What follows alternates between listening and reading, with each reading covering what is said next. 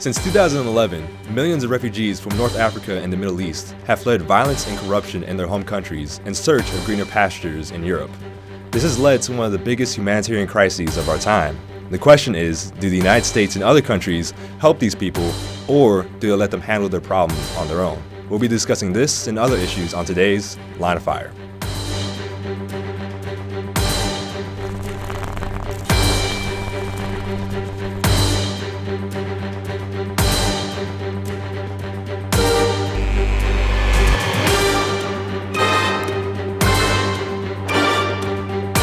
I'm your host, Isam Mustios. With us today, Yassine Kandwala, a member of Maulana UN, Maham Tirmizi, the treasurer for the College Democrats, Robbie Doobie, the vice chairman for the College Republicans, and Jerry Alex, a reporter for UTD TV. Guys, thank you for being here with us today. So let's start with some basic facts about what we're going to be talking about. The main issue that has caused the refugee crisis is the Syrian civil war, started all the way back in 2011. It has led to 4.6 million refugees fleeing from Syria, many of whom are actually still in Middle Eastern countries. Only about 10% have gone to Europe. And it also has led to 320,000 deaths since that war started. So first of all, let's start there at the Syrian civil war. What do you think is the biggest issue that has led to people fleeing from that nation? Without a doubt, it's probably the armed militias or armies or whatever you might call them. You have Jabhat al-Nusra, who's very active and has pledged allegiance to Al-Qaeda and maybe even ISIS, although I'm not entirely sure. And you've got obviously ISIS there, now you've got FSA, and then you've got the Syrian army, which is al-Assad's army. And for a lot of people there, they're all kind of being conscripted to fight for either side. There is no real gray area there. You either fight or you're out, right? You either run away to a camp, or you go to Europe or some other place, or you fight. And I think that's like one of the biggest reasons so many people are fleeing, because they don't want to be in the war. And I think you got to look at who is fleeing as well, right? Because Bashar Assad, his regime is Alawite, and when he was in full control of his country, allied with Christians and other minority groups against Sunnis to keep a hold of power. Now that those alliances are fracturing, when ISIS or other radical Sunni groups come in, Shias, Christians, Alawites are forced to flee to either government-controlled areas or countries bordering Syria that are able to protect them. Conversely, the government is purging Sunnis, and because those are seen, in the government's view, as the main belligerents against their forces. So to piggyback what you're saying, it's going to depend on what your religion is that is determining why you're fleeing and where you have to flee to. Yassine, Maham, do you guys want to add in on this? I think one very big threat that the people are facing over there. Yeah. To add on to what you were saying about the al-Nusra Front and also other radical terrorist organizations, you also have to understand that what the government is doing, besides having terrorist groups that are conscripting people, the government is throwing there are reports of them throwing white phosphorus bombs on suburban neighborhoods. Which obviously, when it heats up to a certain level, will literally melt the skin off people. And they're also throwing down these big metal buckets that are filled with shrapnel and debris that can literally just cut anyone to shreds. So people over there are facing, in literal words, they're facing hell. Yeah. They're being bombed from all sides. The government, the rebels, and terrorist organizations. And Mom, would you like to add on as well? I mean, you guys covered the basic what's going on over there, and you're covering like the terrors that they're living through, and that is the crux of it. Is why they're fleeing is what you said, is that it's hell over there, and they're seeking refuge. So I think that's something we all agree on, is that this is a very bad situation in that country. And overall, a lot of the countries in the Middle East have faced repercussions from this. We're seeing a lot of refugees moving to those countries. The Syrian civil war has been a direct correlation to the rise of ISIS, which has caused a huge uproar here in the United States. The question is, what do we need to be supporting people that are leaving this country, or do we need to let those countries figure it out, the solution on their own. What are y'all's thoughts? I think obviously you have to support the people. The question is, what does that support end up looking like? And I think that has to be a two-front effort. One is, the taking in and housing refugees, which we're seeing across most of the Western world, in Europe, and in America, Canada to an extent, but also Jordan, Lebanon, and the other countries bordering it. But the other hand has to be creating conditions which allow these people to return to their homes and which allow them to no longer need to be in refugee camps and no longer need to be in threat of barrel bomb attacks and white phosphorus attacks and the idea that they could be killed at any moment. And any approach that only handles just one of those issues is not going to serve the refugees well. Just if we took every single Syrian refugee and put them into America, that's not going to solve the problem, that the fact that they can't go home and that they should want to go home too. And so I think it's definitely going to need to be a two-front effort on that. Mm-hmm. Absolutely. When you're talking about a refugee who's been here for 10 years or more, it's going to be really hard for them to go back to their homes, especially if they bring their children here who've grown up in the United States of America or in Sweden or Norway or Denmark. They don't really know a home that they've been to, really. So I think for us, it's very critical that we put an end to this as fast as possible. But then again, I really don't see an end in sight, personally. I don't know. I mean, we right now, our own idea right now is to bomb ISIS, the heck out of ISIS, basically. And then what happens after that? You still got Bashar al-Assad, and then you've got the FSA, and then you've got some other splinter groups there. And then I think it's just going to be, I really personally don't see an end in sight. I agree, because the thing is that it is, I think, our duty as human beings to take these refugees in. And I think that, especially because you have a lot of children, a lot of the current refugees we house currently, or 60% of them are children. Mm-hmm. And so when it is again, it's just part of our duty. And what you're saying about how we need to make them want to go back home and like fix what's going on over there, but this is like a constant dance. We always see it that, there's some kind of there's a crisis that erupts and terrible wars happen. People have to move, and then people get angry. There's always this antagonism towards the West, because we constantly stick our nose in when we really shouldn't, or I don't really know exactly, but it's still just, I feel like it's just never ending, and the most important part is that we need to bring these refugees in. So I'm going to disagree there, because I think we've seen where the West has been able to effectively address situations like this. We can look at the Bosnian crisis and really the Balkan crisis in general, where Serbs were killing Bosnians, who were killing Albanians, who were killing persons in Herzegovina. I mean, there was just brutal ethnic killing there. But through a coalition of U.S.-led air forces and UN peacekeeping troops, that was eventually able to be brought to a stable solution. I think we say that we want to bomb the hell out of ISIS, but we're barely running any air attacks on them as it is. If you look at the first Gulf War, there was thousands of attacks a day using our air forces. And we look at now, we run about 10 to 20 a day. Those are just not comparable numbers to the issue that we say we want to do. But we've seen in the past it does work. It worked getting Iraq out of Kuwait, and it worked getting the Balkans to stop ethnic killing each other, at least for where we are now. And so I would disagree that we are effectively doing what we need to do to take out ISIS. And I would also disagree that this is something where the West sticks its nose in too much. The West has been repeatedly shown to be able to actually solve these issues when the persons on the ground are not able to. Robbie, are you saying that you are in support of U.S. military intervention in Syria? Depending on what you mean by military intervention, I think, sending 30,000 ground troops, as some Republicans have proposed, may not be the best solution. I think, as we said, the people who should be most invested in this are the persons and powers in the area. That is Jordan, that is Lebanon, that is Saudi Arabia, that is Iran to a certain degree.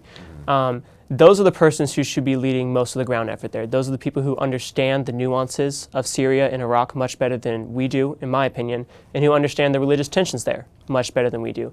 But that being said, most successful efforts that the United States has engaged in since the Cold War onward have been where we've used overwhelming air superiority, and that is where the U.S. should be using its military power. But that should be in conjunction with our allies in the area, and to a degree with persons we may not even be entirely comfortable adding with, such as Iran, although obviously there's going to be a lot of tensions there, and that'd be something we'd have to be careful about, because their interests in the area do diverge pretty significantly from our own. When we are talking about the actual ground war in Syria, we've got to understand that 5 years ago, we knew who the enemy was.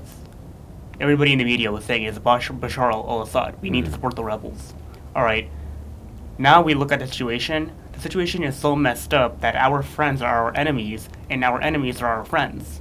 Right. All right. I was recently reading an article about this. There are like 8 different sides in how this is going down. You have Iran, which is trying to get invested in both Iraq and Syria. You have Hezbollah and Hamas, who are also trying to get invested.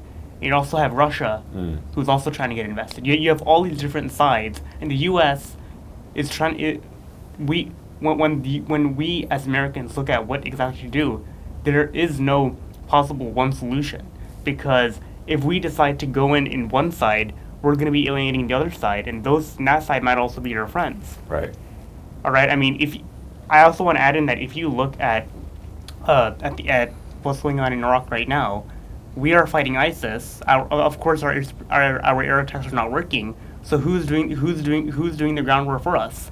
Our sworn enemy, Iran. Well, also the Kurds, though. You can't rule out the Kurds. The Kurds have done significant efforts in northern Iraq, and one of the problems is that we're not actually arming them or helping them in their efforts to do so. Well, see, here's the thing. Like, I don't want obviously I don't want to get into a big argument here, but the thing when it comes to the issues of the Kurds, yes, I do think we do need to arm them, but they are not going to be taking over all of Iraq. What the Kurds want they want their own homeland. So they're only going to fight ISIS according to how much land they want. As soon as they have their land that they want, they're not going to be the major players. They're obviously going to be defending their land and helping us in any way we can, but they're not going to be taking the fight to ISIS all the way to Ramadi. Okay, Esteban, if you don't mind me interjecting here. I do agree totally with Robbie on the Balkan parallel he created, but obviously with the former Yugoslavia, I don't think there was as much foreign influence associated with those as I think Yassine was mentioning. I mean, with Russia and Saudi Arabia and the United States and Iran, and then you've got the local players as well. I think it makes it a much more complicated issue. So let's move on from this issue. Let's get back, I guess, to the refugee crisis itself. Although the war itself and how we deal with that is a big factor in how we actually deal with the refugees. In terms of refugees coming to the United States, because that's what I think has been a big role of contention here. We even recently saw the House of Representatives try to pass legislation that would make it nearly impossible for a refugee from the Mideast, specifically Syria and Iraq, to come here without the director of FBI basically vouching for this person. Seems, at least at face value, this sort of over-the-top approach. A lot of this stemmed from the Paris attacks that happened, where people assumed that these people that led these shootings in Paris were refugees. So what do you think should be done? Is there a security threat that refugees pose, or is this something that's just being overblown? Well, since 2001, we've had 750,000, I believe, refugees come in, and not one of them has been arrested for domestic terrorism charges. And so, like, I really feel like our vetting process is very, very, very, very strict. And it takes 18 to 24 months. And you have to understand that we have children who are fleeing in these terrible boats and are dying, and they're just showing up in beaches. We need a faster vetting process. So I think that having stricter regulations in response to I remember in the news reading that with the Paris attacks, they don't even know for sure if they were even that was the actions of refugees. We know that they're not actually, no. Right. Okay. So they were all Belgian and French nationals. Mm-hmm. So we continue. So I would say, first off, that's actually incorrect. There have been 3 persons arrested for terrorism, but none of them were active in the United States, and they were attempting to funnel financial resources to Al-Qaeda. We caught all of them. They were not able to be successful. And so I actually agree. Refugees are not the security threat for America. Now, for Europe, that would be a different scenario, because they're crossing. There's much less capability of tracking who these people are. But for America, in order for a refugee to get here, first off, they're going to have to take a flight to the United States. As my colleague pointed out, it takes 18 to up to 3 years, 18 months to 3 years to get vetted. That's a waste of resources for ISIS to attempt to put a fighter in a refugee camp, keep them there for 3 years, and then hope that they may be able to get to the United States, and then they may be able to launch a terrorist attack without being caught by the FBI or the 9 NGOs who actually monitor these people. It just doesn't make sense for ISIS to do it, and we've seen that that's just not the viable path. I think viable in a terrible way, obviously. Right. You look at San Bernardino or different things like that, you can see fiancé visas, student visas, those are much easier to get. That would be a more likely area where ISIS would attempt to take advantage of, not the refugees. Right. I would also like to add in, since you did mention San Bernardino, is that the shooters in San Bernardino did not get their ideology from ISIS. They got their ideology, and like I said, I know I'm stripping the topic. I just wanted to add something in that they got their ideology, the strict version of Islamic Sharia, from Saudi Arabia. So it's not even necessarily what people had assumed that Exactly. it was, right? They were American-born citizens, but they went to Saudi Arabia to get educated and all this stuff, and then they came back and committed the attacks. Well, I think it kind of shows the American public's deep suspicion of not only our own leaders, but the people coming here. And I think one of the big questions, and the question that I think everybody has on their mind, is why take the risk? Does anyone have the answer to that?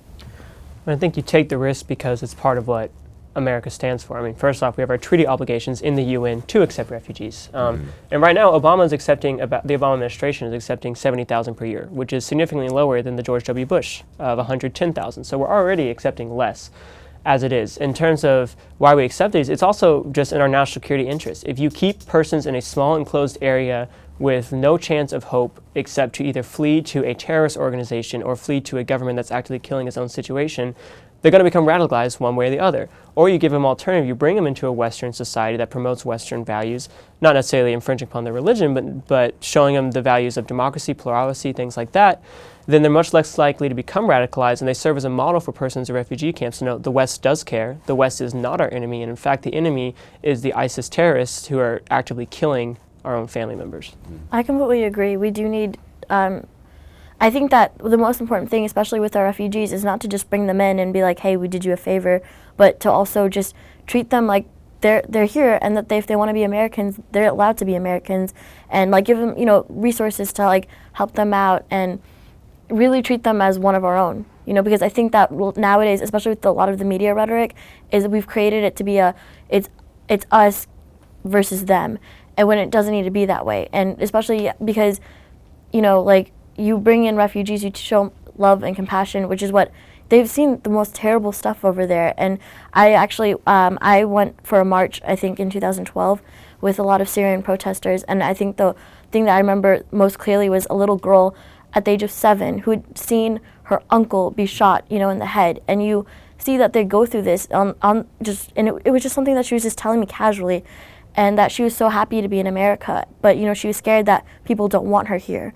even though she's like, I'm not trying to do anything bad, So I think that we do need to, encourage refugees and not, just.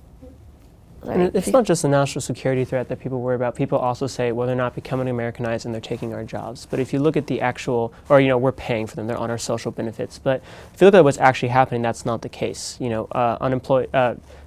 Refugees are required to pay their plane ticket back within 6 months. They're required to have a job within a year. The government is not actually the one providing the housing and the food and things like that. That's done by 9 different non-governmental organizations who receive their funding as nonprofits. And so the American people are not actually actively paying for these persons in the most effect. And so I think even the resource argument that some people like to lay down about, if you just look a little bit beneath the facts, doesn't even pan out either. Even in countries that have taken in way more refugees than the United States right now, like Turkey and Lebanon, they found that that their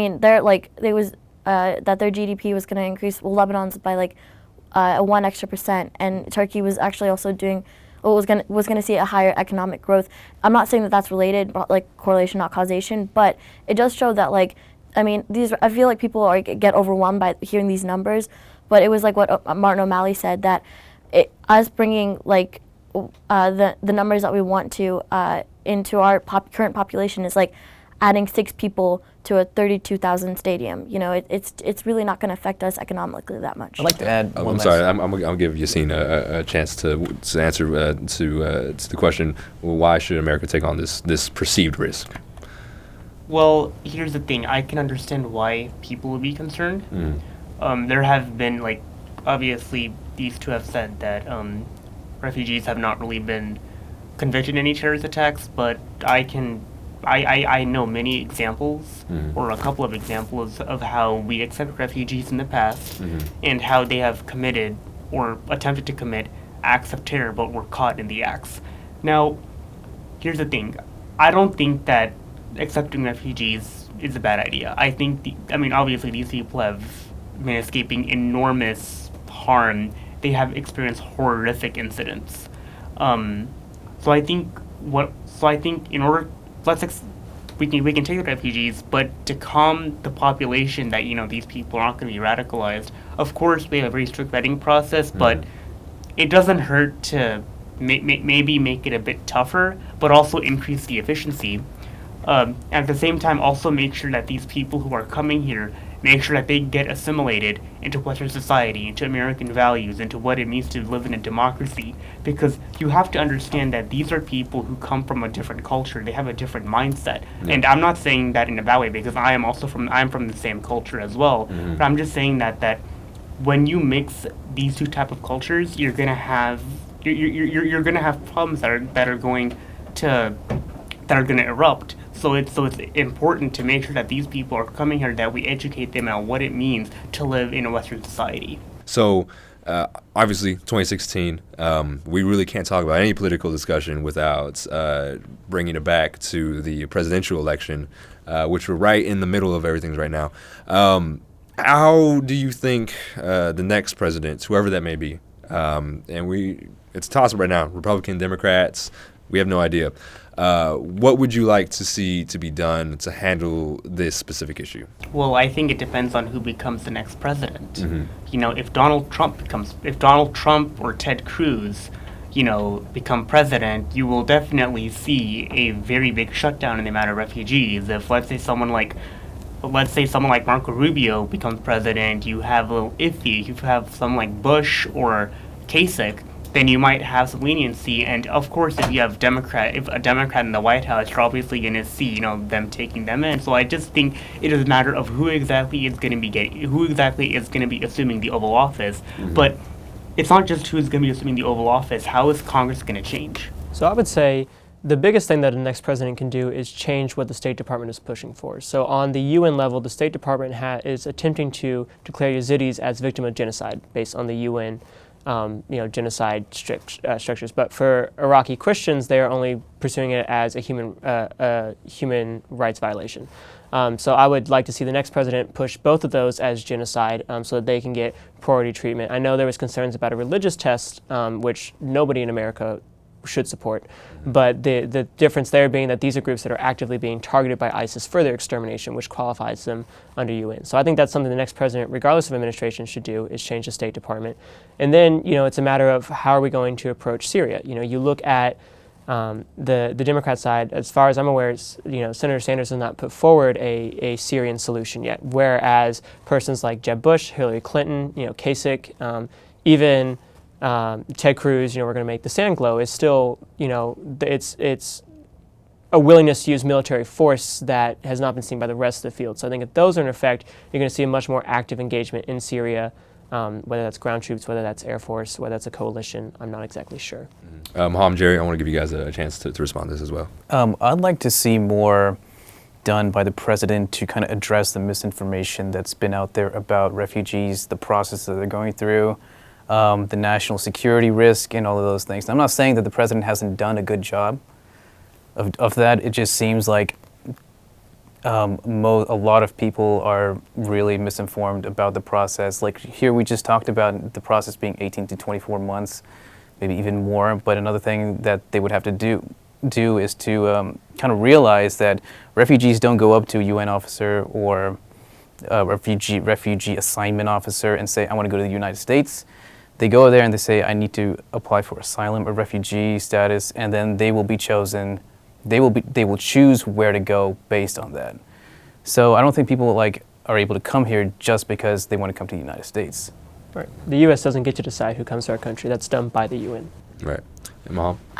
I think that with the president, their response or their ideas on this, I would like to see that it's more what you said, that it's educating the public, getting them to understand that refugees aren't, something that we have to perceive as a threat. We've taken refugees in the Vietnam War, we took in way more, and we haven't seen adverse effects from that. And I think it's just all about just changing public perception, and I would like to see our president, promoting that, and just like having everyone be accepting and caring. Well, guys, clearly there is still a lot of work to be done on this issue. It's not something that's going to be resolved anytime soon. It's a very complex issue with lots of players, lots of different levels, lots of different facets. But discussions like these, I think, is the best way that we can get started. So for everybody at UCTV and everybody on the panel, thank you guys for showing up today. Thank you for watching. My name is Asel Mustios. This is Line of Fire.